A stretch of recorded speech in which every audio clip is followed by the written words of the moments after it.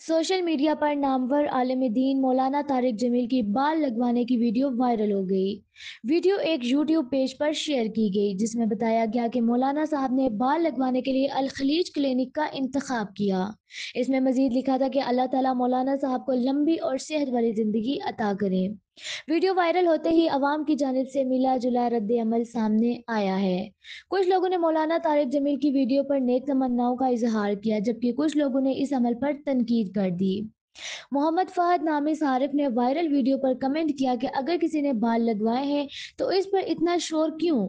माजी में भी कई फनकार और सियासतदान बालों समेत कॉस्मेटिक सर्जरी करवा चुके हैं। असद अली नामी सारिफ ने लिखा, ये उनकी मर्जी है, उनकी जाती जिंदगी है और उनको भी हक है, वो भी इंसान है।